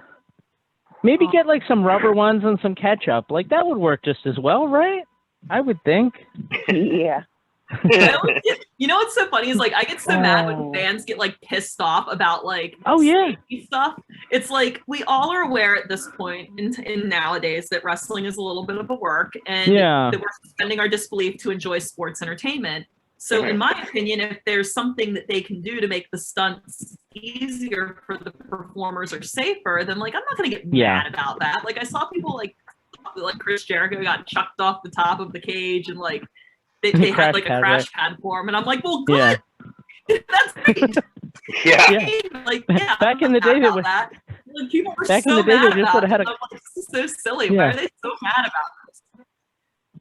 Well, yeah, I think they were more saying that like it looks fake, but like, you know what? They tried. I mean, and I suspect that thing still hurt like a sumbitch. I would think, just by the way he landed, that didn't look. Yeah. He still hurt his elbow. 100%. He still hurt his elbow in the process. Well, he's a pro. He's a pro. Right? He is. Yeah. I can't even imagine. Let's a week go ahead. ago. Yeah. I was going to say a week and a half ago. I dislocated my jaw partially. Oh wow! In wrestling, and that was not fun. Did you have to like pop it back in? Like stuff. Yeah. And did you do it? I was at a seminar, and yeah. Well, like, were you in the ring and you just went like, oh my god? Yeah, so when it happened, there was like this moment of impact, and like obviously like the noise, like and I was like, I don't know, but I was just, like holding my face, and it went like pop, pop, pop. And then like my mom was a trauma nurse for years, so, like she checked it and everything when I got home and like made sure it was good. Yeah. I was like, man, you can't be a wuss. Like you just gotta get up and keep going. So like I just got up. Oh and, my like, god, I'd be done. Seminar. It was like another 3.5 hours, but that's what you do when you do wrestling. Like if you don't want to do this, like if you're not strong enough for it, or if you're gonna quit, like just go home. Like bye. Right. You're right. Absolutely. I'm likely to start crying about that tonight. Like, I mean, but yeah, no, that's, I had a friend, and it's not the same thing at all, but we were at a bar, and he was singing along with the band, and he dislocated his jaw. It was like open, and he couldn't close it. He's gone. We had to take him to the emergency room, Kathy. Not the same thing at all. I'm just saying, that bothered me too. The only reason I was able to kind of like get it back is because it was like an immediate reaction, so it wasn't like it had time to sit and swell and like become an issue. Still kind of because that's when you're but the fact that you did it yourself, like that's pretty hardcore. I don't even think I intended to. I was just like, this feels like what needs to happen, so let's just go for it. Right. Oh man, my shoulder, like I had I've had a location doing sports and stuff, so like every once in a while, like my shoulder will sometimes like come a little bit out of place, and like I just can kind of work it back to where it needs to be now, because that's not worth a trip to the ER every time that happens. I don't know. Okay. Yeah. Let's I wanted to ask go ahead. Where did you train at? I did martial arts. Ooh, I trained at Black and Brave in Iowa. Eric Brave and Seth Rollins. Okay. Oh, okay. Awesome. Oh, cool. They're incredible coaches. It's incredible. Like the system they have just works so well. It's like even mechanically, like they can just watch you do something, and like if you're not doing it right, like they know immediately just from watching you do it like once what you need to fix. It's like incredible, mind blowing. And it's not only that, but it's like as they're coaching, there's just so much why that's so nice to have. Like this is why you position your opponent this way. This is why you pick them up like this. This is why you step in with your left and grab with your right, or whatever the circumstance may be. And it's but you learn all that. I just have so much respect for that, like just appreciation for that knowledge that they're willing to share with us, because like it's one thing to be able to like go monkey and mimic moves. It's another thing to like understand the why, and they really drive home the why. And they're incredible coaches. And you telling me that you trained with Seth with that school, it all is coming together for me, because that fan that really wanted us to interview you is a Seth Rollins super fan. I mean, he used to pretend to be best friends with him. No. He used to like, he found a way to spoof a number and call us from Davenport, Iowa, and he's like, Seth was shy, he had to go like it, but that must be so cool to be able to pick his brain, Yeah, and like, I mean, as somebody who's done as much as, they're both of there. them, they're there all the time. Like they're there. They're coaching every class. Like both Rollins and Merrick are there. Like it's not one of these schools where it's it's where it's their name on the front, but they're there like once a week or once a month. It's like they're so invested in us, and it's just so nice. And like you can send your matches, they give you feedback. Like they really want to see all of us succeed, and it's just such a nice little family to be a part of. That is cool. And Right. Speaking of knowing that somebody's there, and they're always there when you go to bring them on, I'm going to go to Rat Boy out in Trenton because we know he's going to be there. First of all, Awesome. Rat Boy, we actually have Kaia McKenna on the line. Rat Boy, she's going to be part of the Super 8 tournament. What do you have to say to Kaia, Rat Boy? Let me just put it this way. I think I got my pick in hand right now, and it's got to be her. Aw. I think she's going to win it all. So now, is good. that just because she's talking to you? Is that the reason why? No, because the way her attitude is with the martial arts background, I love that. Yeah, I think she's going to have it. Yeah, Now, I do got a question for her. Yes. I got a good question for her. Go ahead. I have an answer. Okay. It might not be good, but I have one. It's okay. The question won't be good. Okay. I'm just kidding, Rat Boy. If WWE picks you to be the next female diva, what diva in the WWE will go after first? Does it have to be somebody who's there right now, or can it be anybody? Yeah, somebody's got to be there right now. Right now? Oh gosh, there's so many good, like they just have so many good people in the tank right now. I think it would be fun to, I mean, personally, like I would love to mix it up with like Charlotte Flair, Queen Witch versus Queen, like Goddess versus Queen. I think that would be a fun one. I really like what they're doing with Tian Sha, like, and how it's like this like kind of spooky like thing, and I feel like that would be a really good foil to what I do. So that would be a fun feud to have. There's just so many like incredibly talented women right there, right now, and it's just so hard to pick just one person that you would want to have a program with. I would love to wrestle Naomi. Like she's such an incredible athlete, has such a cool moveset, like has such a good vibe. I think I would have fun with somebody like that. Like I feel like there's so many talented women there, and they're all like so unique in these amazing ways. So, but hopefully that gives you some people maybe that I would like to wrestle. How far down the list would Sasha Banks be? Hold on, Rat Boy. How far down the list would Sasha Banks be? You know, honestly, I mean, Sasha Banks is like really high up there right now, right? I think anybody getting the opportunity to step into the ring with her would be an absolute honor. You know, it would be a cool clash of styles. Like, very unique. She has an innovative offense of her own, like does a lot of cool stuff, you know? So, I mean, I guess if I wrestled Sasha, I'd try to ground her, keep her off those ropes where she thrives. That would be my strategy, but we'll see. Yeah. But stay close enough that you can reach the ropes if she locks you in that submission, I'm guessing. Or have a reversal for it, because I do pure magic. There you go. Well, and you're always thinking. That's what makes you smarter than me. Rat Boy, did you have any more questions? No, I thought she was going to pick your girlfriend, Alexa Bliss, but she didn't. No, she didn't. Nobody wants to wrestle Alexa right now. So I mean, honestly, with voodoo like stuff, me being a witch and like her being possessed, like that would be cool. I wish I could exorcise Lily from her. That would be really fun. That would be pretty. That would be compelling television. Yeah. I could see that. I always thought it would be cool. Like one of the things that I thought would be cool is when Rollins was doing the Monday Night Messiah and he was you know, blinding Rey Mysterio. I thought it would be neat to have him go visit the grave from the WrestleMania match between AJ and The Undertaker and like resurrect him from the dead and like perform rites. Like I don't know, like I just thought that would be really cool, like to do something like that, or like to exorcise the demon from Finn Balor. Yeah. Like do all of these other like godly feats. Performing miracles and there's a lot of meat on that bone, right? Like I just like yeah. Meanwhile, they're just like creative.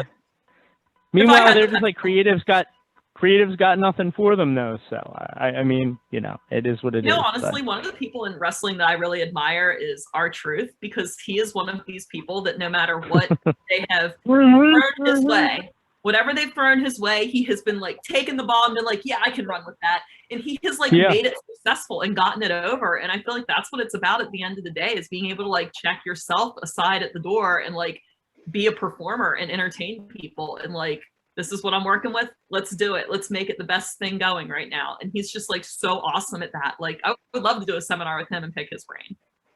Yeah. Mm-hmm. Very cool. Anything else, Rat Boy?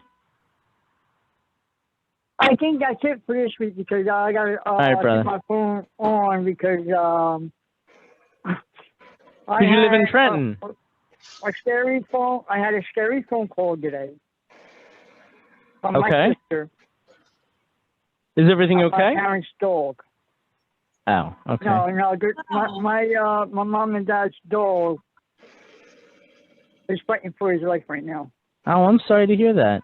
Yeah. We'll definitely send some healing energy. Yeah. Absolutely. Yeah. What happened was that my mom and dad took it to the vet today, and my sister gave me the word that the dog ain't going to make it because I'm sorry. whether it's a grape, he ate a grape or a raisin, or he's eating up his kidneys. Oh, okay. Yeah. And we won't know until about 2 days or sooner, if he passes away. Well, right now he's got the vet locked up. Maybe he'll pass instead. Maybe it'll pass along. Hopefully. Yeah. Good. Because my mom and dad went through a lot of dogs, We'll be praying for them, Rat Boy, for sure. Right. Yeah. Hope everything's I okay. posted up something earlier, and my sister. I posted up something on Facebook earlier, and my sister told me to take it down. Oh, okay. Well, thank you for taking I gotta stand by because I'm the closest family member. Well, yeah.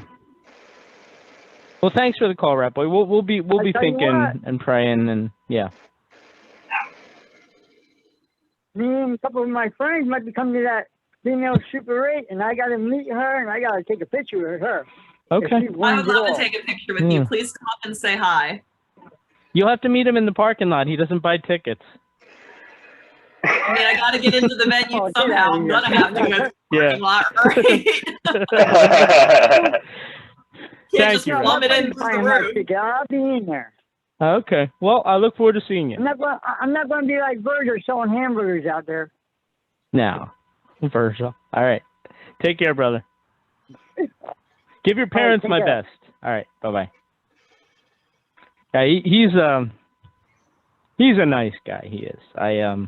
That was actually a fun little question. I've not asked that too often. Yeah. As like who I would want to wrestle there right now. He surprised me. Yeah. If I could pick like anybody, like I think it would be cool to have a match with Gail Kim in WWE because I just thought she was so cool too. Yeah. And just such a good wrestler at a time when like women's wrestling ability wasn't necessarily the focus, right? So, yeah. Or like that's another thing that's really interesting to me about women's wrestling is people like talk about like, oh, the Attitude Era was so bad for women, and I'm like, but was it really? Because you had an intergender match at SummerSlam 2000 with Chyna and Trish Stratus in it. Like, they were doing more wrestling than the Diva era was, like, So the first Raw main event. Yeah, I mean they had a bunch of stuff going on. I mean, people just point to the Trish Stratus thing with Vince, and like that's but I mean, by and large, I mean they're selling a story, and I thought that the story that they sold was that the women could really go back then, and it's cool to kind of see them kind of come full circle with that they're doing that again, for sure. Yeah, I definitely think so. And what was I gonna say? Oh, what do you think about, like, for example, Britt Baker and what she's doing in AEW? I think one of the coolest things about Britt Baker is the amount of growth that she has had from when AEW started almost 2 years ago now to current date. Like, just watching her, like, when she got there and where she is now, like, it's just such an incredible transformation. Like, I'm, like, proud of her. I'm like, you go, girl, you're doing your thing. You've, like, found your voice. You've hit your stride. Like, it's so cool to see that type of success manifest in people. So it's awesome. And I think it's a true story of just buying into somebody and riding the wave, like riding the peaks and valleys of it, and not pulling out when things don't go as planned or somebody's injured or it's tough or people aren't taking to it. It's like the commitment to elevating her was very apparent, and the payoff is starting to come. And I think that's so cool. Like, it's been a really long minute since we've seen anything in wrestling where they've committed to a push and rode the peaks and valleys and made superstars, right? In any promotion. I would honestly venture to say the last instance of them deciding that they're going to go all in on on people, like the last time they went all in on people and rode the peaks and valleys was probably when they decided to go all in on the Shield. And we all know how that worked out. That's worked out great. So it's for everybody involved. Kind of happen like Britt, like people be like, hey, we believe in you. We think you're going to be great, and we're willing to ride the peaks and valleys. So. One thing that's cool about Britt, because she actually did the Super 8 tournament, I think in 2017 or 18, something like that. Yes. She did. And when she debuted for AEW, I went back and I looked at it, and to see the amount of growth that she's had, just since that time. I mean, she was obviously just kind of a local independent wrestler out of Pittsburgh at the time, and it was like not as many people really knew who she was. She was just starting to make a name, not unlike yourself, but she signed with AEW, and like you said, they were willing to invest in her, and I would say it's paid off. That really is an example of a homegrown talent for AEW, which is something that WWE doesn't have a lot of. Sorry. Well, not at the moment, because like I said, they really haven't committed to pushing anybody since the Shield. Yeah. I mean, really, they haven't. I mean, you could argue like they tried it with Braun Strowman or whatever for a little bit, but they did not commit to him in the same way they committed to like Roman Reigns per se, right? Or like, right. Yeah. So it's I definitely think that that's like the lesson to be learned is like when you go all in, you just got to go all in on somebody. Like pick your people and be like, these are going to be the people. Let's do this, Yeah. Imagine if they gave up on like John Cena or Roman Reigns. Yeah. It's a process. It's like these people weren't made in like a year or 2 years, or even 3 or 4 years, right? Like, or even currently, like the stories are still being written. So it's just one of those things where it's like not an immediate gratification.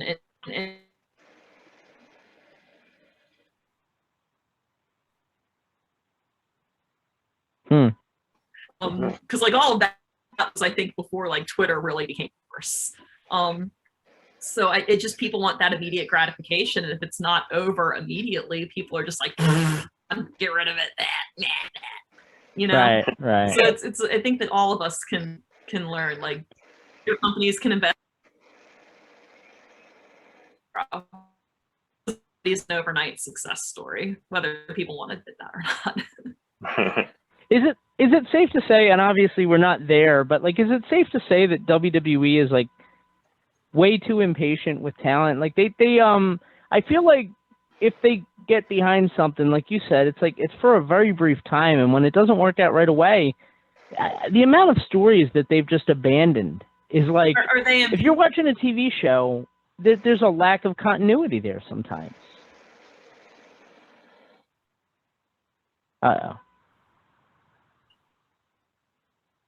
This internet has only been a problem since I upgraded it, which is crazy.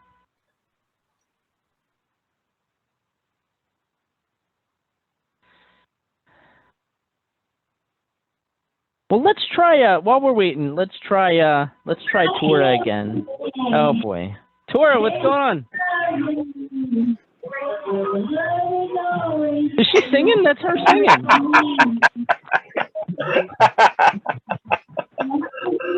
That's her singing. That's amazing. All right, enough of that. Enough of that. Yeah. And the worst part is, Stro, she'll be messaging me in 20 minutes saying, put me on. Oh, man. Awesome. Yeah. I mean, whether or not we get Kaia McKenna back, I got to say that this has been a lot of fun. Really I've had a lot of fun tonight. Yeah, I really have. Oh, she's wonderful. It's been, yeah. She's calling back in now. Awesome. Let's,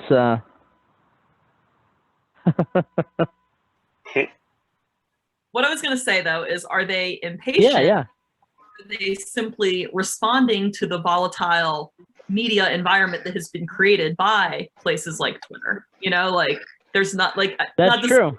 2014, 2013, Twitter didn't have a stranglehold on people, but I definitely within 5 to 7 years since all of that had happened initially, there's been a huge cultural shift in how we use the internet, how we consume social media, and how we curate these little content bubbles for ourselves. And if you're constantly having to like throttle your plans to like respond to that internet volatility, like that's a whole different game. That is not the game they played through the ruthless aggression era. Not at all. It's weird because like for the longest time the knock was like they're in their own little bubble and weren't listening to what other people had to say, and it's like all of a sudden it's like they almost value too much what people have to say sometimes, I think. But yeah, it's crazy. Who knows? I mean, sure. I can't imagine trying to make creative booking decisions for a multi-billion-dollar company. That is like way above my capacity. I am certainly not somebody who's qualified to speak on that matter, but I do think that a lot of it that we see is an intentional abandonment, but just so trying to adapt to that gear shift that happens so quickly. And the other thing is, and it sounds like I'm bashing WWE. I'm not. It's just I'm such a fan, and I want to see it succeed. But like that, everybody has this problem. It's not just WWE. Right. Indies have this problem too. I know. But WWE is so big. Like they've got more talent than WCW did in its heyday, and they just keep swallowing up people. And a lot of times they'll sign them and then don't do anything and then release them, and it's a shame. It's a shame. Is it really you know? Because look at it this way. Like if I'm looking at it from a wrestling standpoint, like okay, yeah, maybe I didn't get to get on TV. That kind of sucks. But I get to get paid to go to wrestling college, right? We'll call it wrestling college. Right, where my professors are like people like Shawn Michaels that are going to teach me how to wrestle in a state-of-the-art facility with personal trainers and athletic trainers and nutritionists and dietitians, and you have all the tools for success at your fingertips, and you're just there like honing your skill for 2 years. Like really, okay, so maybe the first time it doesn't work out for you, but like, gosh, that's such a good opportunity in its own right. Because look at people like Peraza, for example, who like was kind of in the holding tank, but while she was in the holding tank, she was, I'm sure, attending these classes at the training.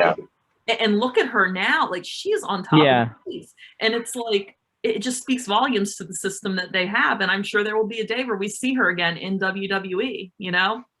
So it's one of those things where you can't be short-sighted with it. And you just have to accept that, okay, maybe this isn't the time for me to be on top of the world, but this is a great time for me to grow and experience personal growth and, you know, take advantage of this opportunity that's been given to me to learn from some of the best. That's true. That's true. Yeah, what you're doing is you're teaching me a different way to think about things, and that's good. That is really good because, I mean, not so much Stro, but like a lot of the co-hosts, they just like, yeah, like we agree with you 100% all the time. Yeah. Everything I say, they agree with me. I'm only playing. I disagree with you. I'm just saying, like, look, it's okay to disagree with me. Is it something that is like, okay, like they can't, like realistically, they cannot put everybody on TV every single week. I understand that. Right. Yeah. But it's like it's so tough. Watch all that. I don't want to watch every single person on my TV every week. Just like give me the pick of the litter this week, and I'm happy. Yes. Well, no, you're right. I honestly, I think 3 hours of Raw is a lot. Like, you know, I don't mind it, but two was good. SmackDown's 2 hours. I'm good. It's all like SmackDown, NXT, Raw. I can't imagine AEW is adding another show. Yeah. I mean, MLW's on TV, Ring of Honor.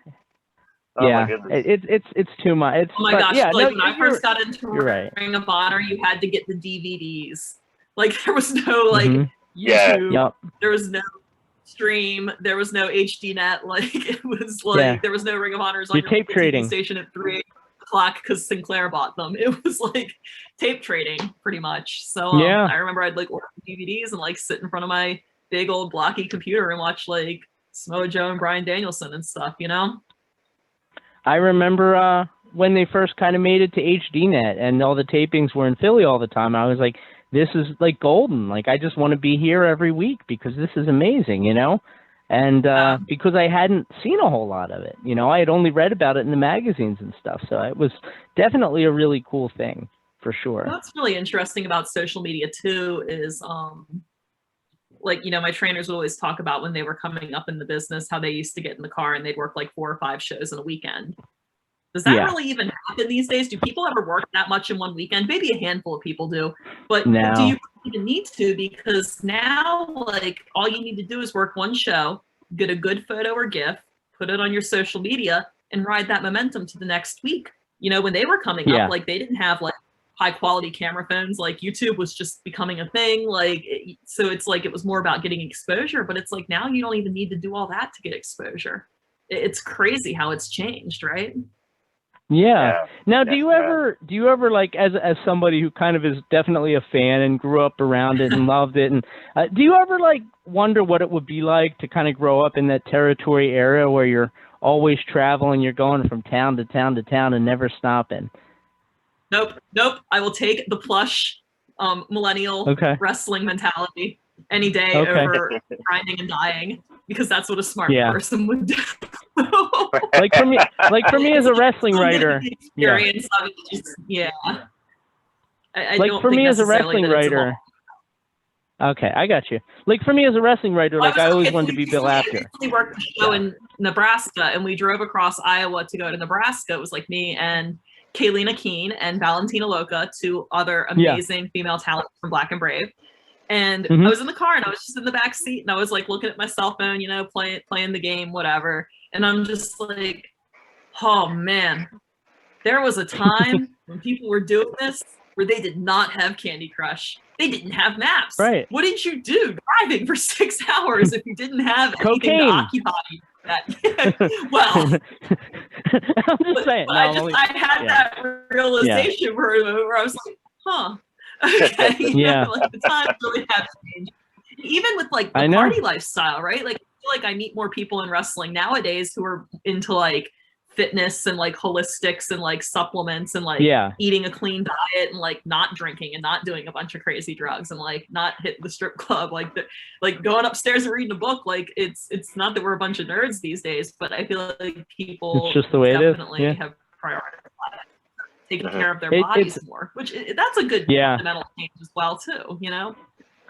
I think it's funny when wrestlers today, like television wrestlers, like the ones on TV, they'll get criticized because they go home and play video games, you know? And it's like, well, there's a lot worse things you could be doing, you know, with your time, for sure. Let's go to, actually, this will be a treat for you, Kai, I promise. We're going to go out to South Carolina. Stro, you know where this is going on. Oh, here we go. Malcolm Mania. What's going on, Malcolm Wildman? How you doing, brother?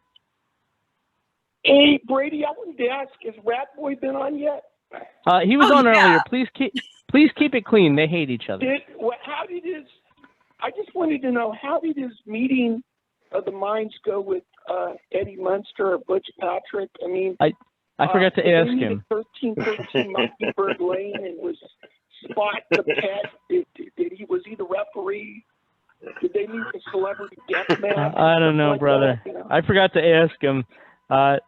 Malcolm, we actually have one of the top independent women's wrestlers in the world on the line right now, Kaia McKenna. Well, when you got a great lady wrestler, the man is all around, man. That was a very, very good match. He does some good ones. We'll have to get him to do a couple before we go. Malcolm, do you have any questions for Kaia? Well, Kaia, I don't know you, but I do have a manager for my storage shed for life storage. Her name is Kaia, too. Oh, so okay. Well, there you go. That's a pretty good name. Do you know her? No. I really called to find out what happened to Rat Boy because I did a radio show with this guy. You know what? His told me he has a pet that's sick, so Rat Boy. Yeah, he has a pet that's sick, so I don't know if he ever made it out there. You'd be nice to him. Yeah. I just let me see the video clip of that, Brady. They're like, I feel like you know what happened? Like Malcolm, I'm not trying to start anything, so please just let it roll over. But like, I let them do a podcast together, and it blew up, and like I feel like they better be able to take it. I feel like the child of divorced parents because I love them both, and they can't stand each other. But anyway, Malcolm. No, I'm not Brady. How about I was just joking. How about He does a really good Shane Douglas. How about a Shane Douglas for us?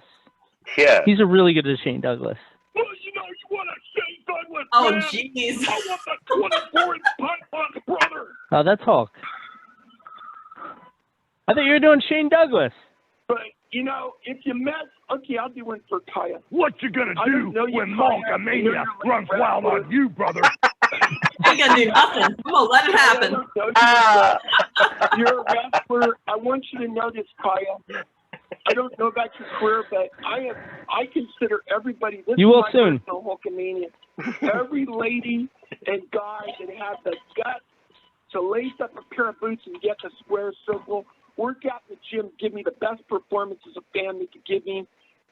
That's what I call a Hulkamaniac. That's my definition of it. So, and if you miss with I'll take it.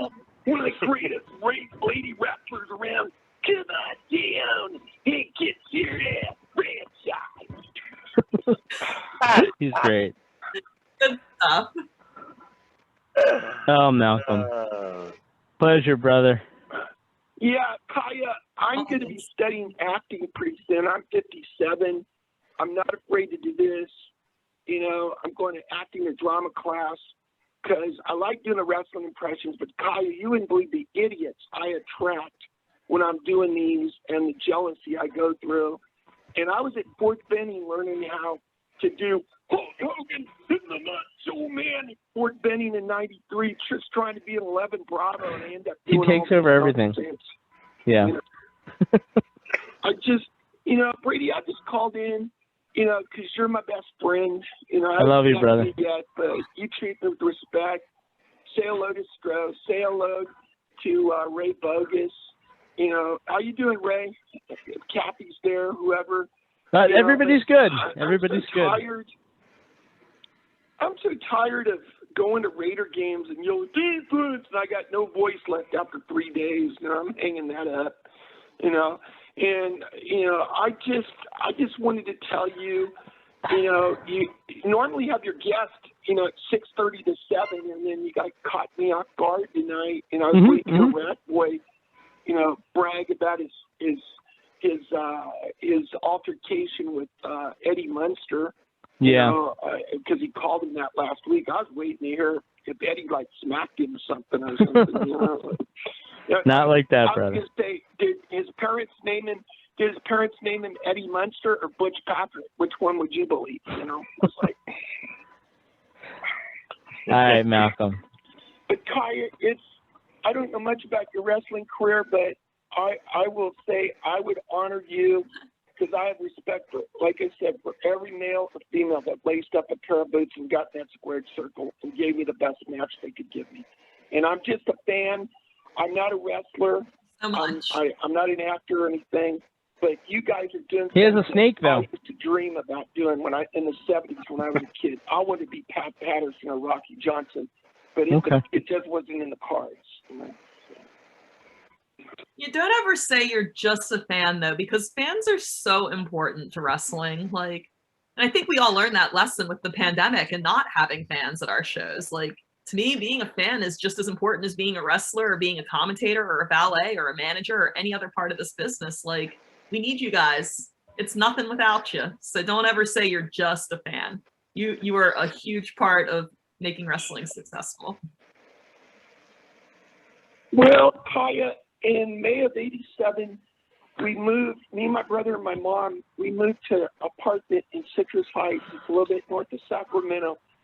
And I took time off at Carl's Jr., so that's where I was working.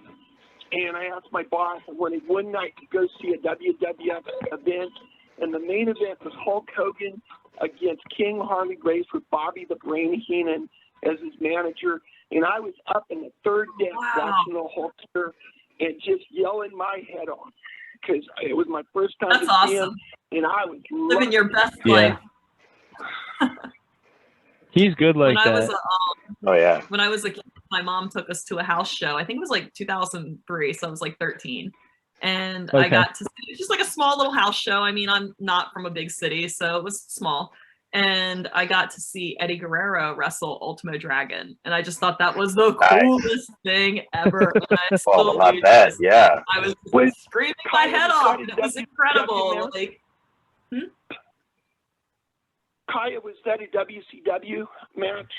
No, WWE. It was a WWE match. It was 2003. It was a WWE match? Okay. He was there briefly. Yeah, very briefly. In the early yeah. Kaia, I had to move so many times. I've moved 58 times in 26.5 years, and I've moved like twice, and I hated it both times. So bless you. Me too. And all that. Man. But I'll tell you what, Kaia, I want to pay this compliment to you. I think you have one of the nicest ladies' voices I've ever heard in my life. I just want to tell you that. Well, yeah, that is actually, I will take that. That's an excellent compliment to get, because so many girls, oh my God, like so many girls have like the most annoying voice ever. And it's like, I'm so glad I don't sound like that. I will gladly take that as a glowing compliment that I sound like I have two brain cells to rub together. That has made my night. Better than feet for sure, right? People on stepmother from Boston. I had a stepmother from Boston. That's a very pronounced accent. Drink vodka and cranberry juice every night, and she used to tell me that I made more money than me and my father put together. She'd say it like this: "You know, you make more money than me and your father put together." She drove me out to get from Boston. He's funny. Accent, and I mean, people from Boston and Connecticut. She drove me and saying, "Yeah, father." I blasted her at this party in 2004 with her family there. "You father, you father, you father." Drove me nuts, like fingernails on chalkboard, you know. Yeah. When I was the last time I was at WWR Plus, which is in Massachusetts, we're in Worcester. And I heard somebody call it Worcester. Like, I was like, is that how it's said? Like Worcester. And I'm like, well, maybe it's just the accent. You know, I mean, I say Worcester because I'm from actually Worcester County, Maryland. But I've also heard people say Worcester, but I'm like, there's no H, so I don't know where that's coming from. But yeah, I was like, oh, the Boston accent. There it is, Worcester. Okay, I heard it. Worcester. Kaia, I had a guy in Korea with me, and we were the 4-H club. Homan, Hampshire, were from Seattle, Washington. Heffron, and Haynes was Jamaican, black guy, and Heffron was from Boston, Massachusetts. And like I said, I like Heffron. He's from Boston, so like it's just my stepmother I hate from Boston or Connecticut. I mean, I was in this way. And my dad died in May of 2017. He died. They had the wake like a month after.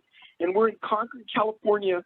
And I got up there, and there were these old people from Connecticut, man. I rocked the room. Well, you know something?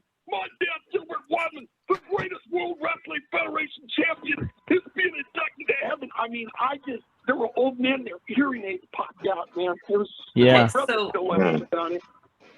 Whenever you have a show, or like whenever I have a show up in the Northeast, like I'm from the Mid-Atlantic, I'm from Maryland originally, but whenever you have a show in the Northeast, like there's this one rest stop as soon as you cross into Connecticut, like bypassing New York City, that has a Chipotle in it, and that is like your last beacon for real food, because if you pass that, you are either eating McDonald's or Dunkin' Donuts. Like that is it. That is the only thing up north. It's crazy. Like, yeah. I mean, like obviously when you get into a city, that's one thing. Like there's obviously food options, but if you're just traveling like on I-95 or something up that way, it's nothing but McDonald's and Dunkin'. It's Dunkin' Donuts.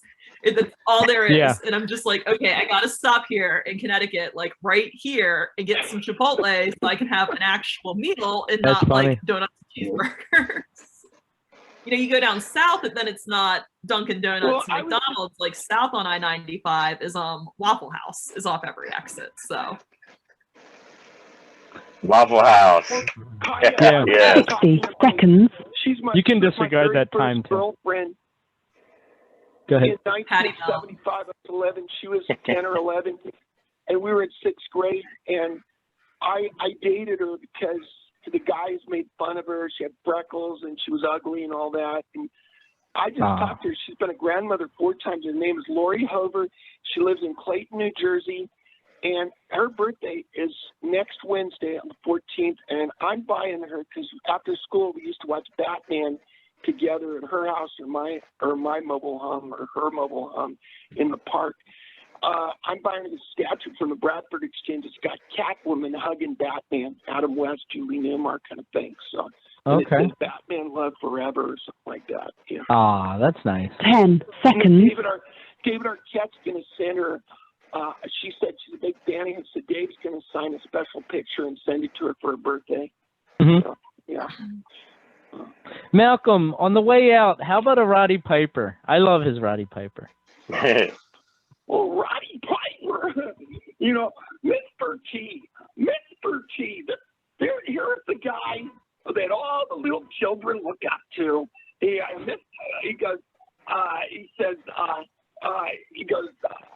Piper goes, he says, now, Miss Mean Gene says, you're going to fight tonight, or Bob Orton's going to fight tonight, a formidable opponent, Mr. T. Piper goes, Mr. T, this is the guy all the little children look up to. He goes, I just looked and found a lovely picture of Mr. T and Boy George.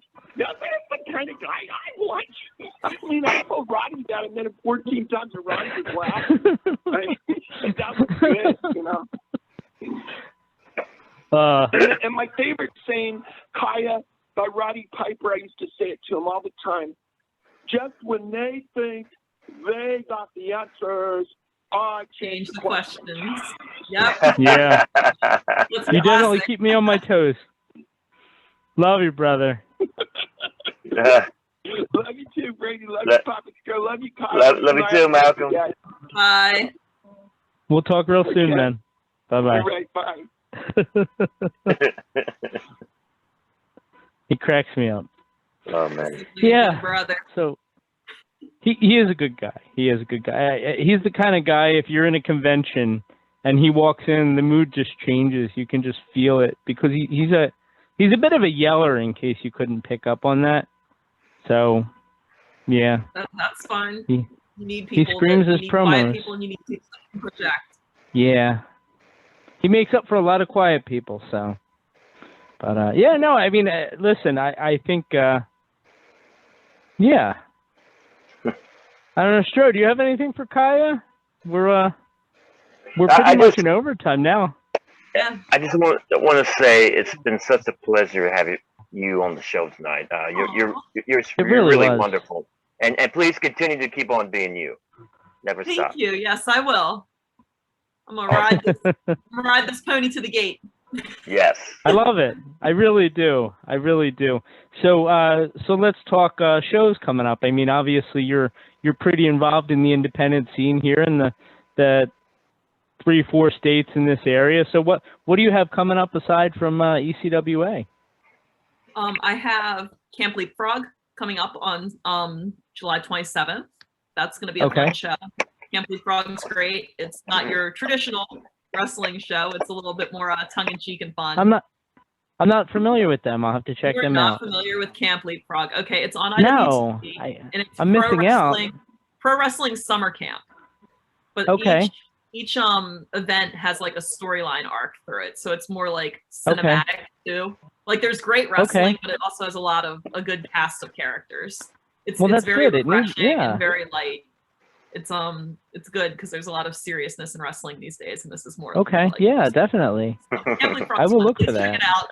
It's incredible. It's the brainchild of referee Chris Levin, who's very Chris. Okay. Yeah, Chris love Chris. He's awesome. So it's kind of his little like baby project that's just taken on its own. It's so wonderful.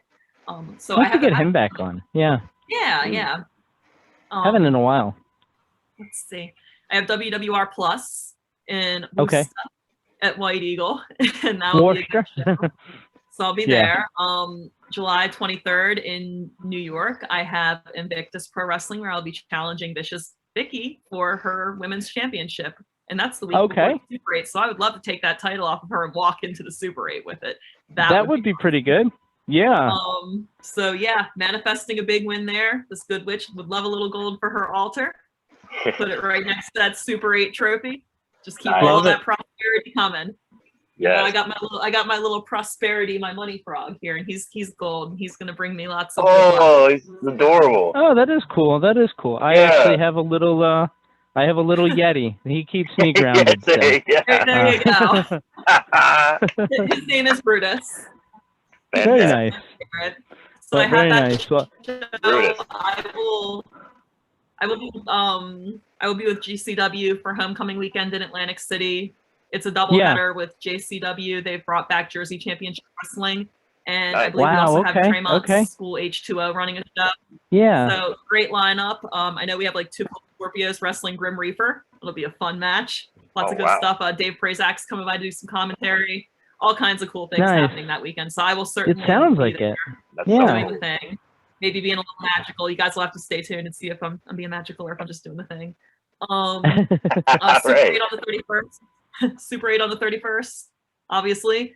On the 8th, there's a Camp Leapfrog live event for Abby Jane's 21st birthday at the H2O Wrestling Center. That's going to be really, really fun. Have a lot of the Chikara originals are coming out and doing cameos for that show in support of her. So it's going to be a fun card. It's going to be a great night. So that'll be good too. It'll be a precursor show to the IWTV 100 show, which is absolutely stacked. So definitely a good doubleheader to check out. Nice. I'm trying to think. I'm waiting to hear for how August is going to pan out. I got some stuff that's like, you know, is this happening? Is this not happening? I might be on the East. I might be back in the Midwest. I will be at All Out Weekend in Chicago and Hoffman Estates at those series of shows as well. Nice. So, okay. I will more than likely be at WWR Plus and American Rana for Beyond Wrestling on 8/21 and 8/22. So that's you keep pretty busy. Couple of weeks. Yeah. I mean, that's through September. So I think September I'm probably going to be in the Midwest. So I'll get some dates for that.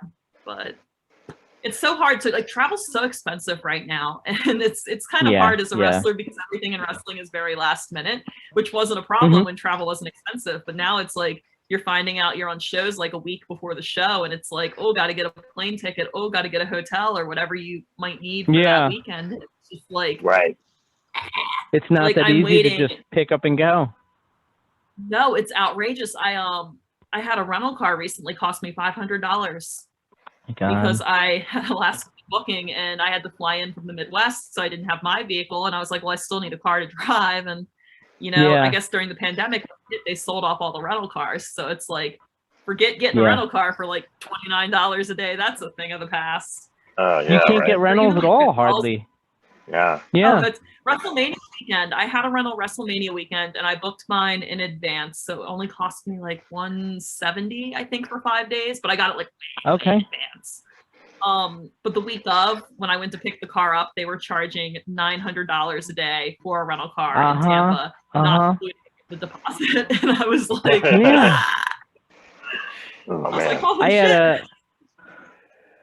I had a friend who something broke with her car, and they did the chip, and they're not making chips, so this car's just sitting there, and they wouldn't give her rental because there's no rentals, and you can buy another car, but you're already making payments on the first one. It just sucks. It's the world is crazy right now. It's it all really a is. huge byproduct of the pandemic and then the trade wars that were going on for the past 4 years. In various countries, we were having a lot of disagreements with, tariffs and trade policies. We'll just leave it at that without getting too political. And that's all starting to kind of show its impact as well in manufacturing. Like lumber is super expensive. Like if you break a board in your ring, you are screwed these days. Good luck finding a 2x10 by a 2x12 by 6 or whatever. At this point, you're not getting it. Like duct tape that together and make it work or something. You ain't going to Home Depot and getting one so easy. So that's true. Yeah, the travel that's the one thing I wish that in wrestling in general is hopefully with travel being more expensive and more people trying to pursue wrestling that don't necessarily have a huge amount of financial means at their disposal, that everything becomes a little bit better. Hopefully things start to open up. I can't even imagine like WWE getting ready to go back on the road, and these poor people have to get rental cars. Right. Right. Oh my God. What? And by the way, no Like, making third-party money. Yeah. Oh yeah. No, they don't want anybody to have a side hustle. But yeah, so it's crazy. Like I can't imagine. Like I guess like you get your flight in for the loop and then your flight home, but like in the loop you still need to get around. So it's like you're gonna be getting a rental car. These poor guys are gonna be probably shelling out crazy money for rentals. I know. Like that's wild. And that's like 2 weeks. 2 weeks this is happening, and like the prices aren't dropping in 2 weeks. Crazy. Crazy. It is absolutely crazy. It's cheaper to fly. Yeah, I believe it. Yeah. I mean, again, hopefully all this changes. I feel like we've turned into MSNBC here, but no, I think it's good. It's very well-rounded. So you're very well-rounded. Less yelling. Oh, right. Yeah. We're not like screaming our opinions at each other at like max volume and all at once. So I don't think it's that bad. Yeah. I can't that watch ain't my news thing. on TV. It like gives me anxiety. No. I'm like, these people are just crazy and they're yelling. Like I can't. I'll just go read the newspaper. I can't. Watch I think I went a good 9 or 10 months where I didn't watch anything other than wrestling because it was depressing to watch the news and see what was happening everywhere. Overload. Yeah. Yeah. It's absolute overload. So. Your phone has this little Apple News thing where it just kind of gives you the little highlights, and I'm like, that's all I need. No. Yes. Just see it. Just need to know what's going on in the world. Okay, cool. We're It's caught true. up. That's true. good for me. Yep. Just give me the basics. Yep. That's great. Kaia, thank you so much for the time tonight. It really was fun. Thank you, Kaia. I feel like we could go for another 5 hours, I'm sure. But yeah, but I should probably roll off because it is getting late. I do have to work tomorrow. I do have like a good witch day job, so. But I like my job. So it's my job lets me wrestle, so I can't complain. There you go. There's nothing wrong with that. Yeah. Right. When I just got a new job a couple weeks ago, and during the interview, I guess they made not a mistake, but they Googled me, so they knew all about my wrestling involvement. Which is awful. It is. Most people are afraid of like these dark secrets getting found out, and I'm afraid that they're gonna like see my wrestling stuff, But I mean, I don't half the interview was just talking about that. See, here's the thing: is like I don't literally or figuratively show my ass on the internet, so I don't care. It's like I'm not bad on the internet. No. Like I'm not picking fights with people on the internet, and I'm not being inappropriate on the internet. Like I don't care. They can look it up. But I feel like I'm very lucky in the sense that my job is very supportive of me wrestling and very flexible, and my family is fantastic. That's of awesome. me wrestling and is very flexible because I feel like I meet more people that like their job's a pain in their ass and it's hard for them to wrestle, or their family hates that they wrestle, so they have no support system. You need those people in your corner. You absolutely do, and that's great that you have that. So anyway, Kaia, thank you for the time tonight. It really was fun. I'm gonna roll off. I'm gonna let my dog out. She kind of gave up and went to sleep. Oh yeah, I think I got one of them already asleep. So. Oh, a pug. Thank you. You have a pug? No, I have a Chihuahua Min Pin. Aww. It's the cutest dog. She's cute, but she's very nervous around people. She doesn't really even like me. She tolerates me because I feed her, but that's about it. So your food source. Yeah, exactly.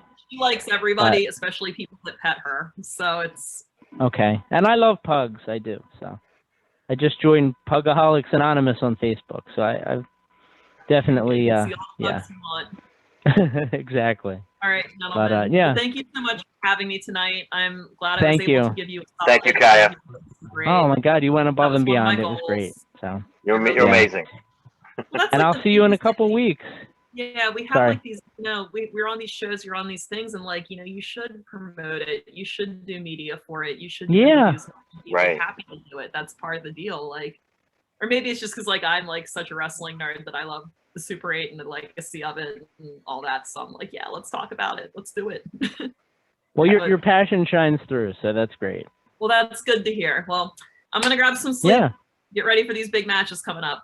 You gents take care of yourselves, okay. all right? You too. All the best. Thank you so much. Bye. We'll talk soon. Bye-bye. And that was the awesome Kaia McKenna, who I did not expect that interview to last almost 2 hours, but that was fun. That really was. That was a lot of fun. And thank God she did, Stro, because we would have been out of here probably 45 minutes ago, if not. Yeah. Amazing. So let's see. Yeah, we went through other callers. What do you got going on, man? Anything good this week? Yes, as you see behind me. Yes. On this side, rather, Thursday night, WCW Retro, 9 p.m. Eastern Standard Time, on VOCNation.com. The topic of discussion this Thursday night will be Kevin Sullivan and the Dungeon of Doom. So if you got any cool Kevin Sullivan Dungeon of Doom stories, please call in. Should be a good time. And then Friday night, by the way. And then Friday night, midnight Eastern Standard Time, my horror sci-fi show, The Stro Zone, at facebook.com/Stro the Maestro. The feature will be Beast from Haunted Hill, or Haunted Cave. Yeah, Beast from Haunted Cave. Yep. So please tune in. I will definitely check that out. And you guys should all check out all the other great shows on VOC Nation Wrestling Network this week. We got obviously the brand new WCW Retro. Wrestling with History's off this week, but it's an opportunity to check out all the other great shows that are available on the network. I saw that Brisco and Big Ace is going to have a new one out in the next day or so. We'll be uploading that to the website and to the feed and to all the great platforms where you can listen to VOC Nation Wrestling Network. Also, check out Bumps and Thumps. This guy, Brian Ferguson, is doing an amazing job. He did 2 hours with Ken Patera. And now awesome. He's got, who does he have? I think he had Ivan Koloff, I think he has now. Wow. So, I mean, he's getting the guests, and he's got a tremendous following. So be sure to check out Bumps and Thumps with Brian Ferguson. It usually uploads at some point on the weekend right here on VOC Nation Wrestling Network, and all the other great shows as well, so be sure to check them out. Don't forget to go to YouTube, search VOC Nation Wrestling Network, give us a subscribe there. Don't forget to check out the Patreon page. If you just go to VOCNation.com and click on Premium, you'll be able to find all that stuff as well. And thank you to Kaia McKenna. Be sure to check out the ECWA Women's Super 8 Tournament, July 31st, Paulsboro, New Jersey. Tickets and information, ECWAWrestling.com. It also streams live on IWTV. I believe it's internetwrestling.tv is the website. But if you Google IWTV, you'll find the website for that. And they've got great deals going on all the time. Packages so you can subscribe and not just check out ECWA, but all the other great independent shows that are running in the area and all around the country, really. So be sure to check out IWTV and ECWAWrestling.com. That's going to do it for this week, I think. Thank you to Kathy, to Stro, to Derek, to Ray, to Matt. Thank you to all the callers, each and every one of you guys. Again, thank you to Kaia McKenna for hanging with us for almost 2 hours. Absolutely a great time. And she didn't seem to get bored with me, Stro. I don't know how that is. Not at all. Oh, yeah, she fit right in, actually. Yeah. Other than Kelly, I think that's the longest I've ever talked to a female. No, I'm only playing, but for sure. So anyway, we'll be back next week, and thank you guys all for all the support and everything. I'm sure we'll talk to you real soon. Take care. Love you all. Have a great week.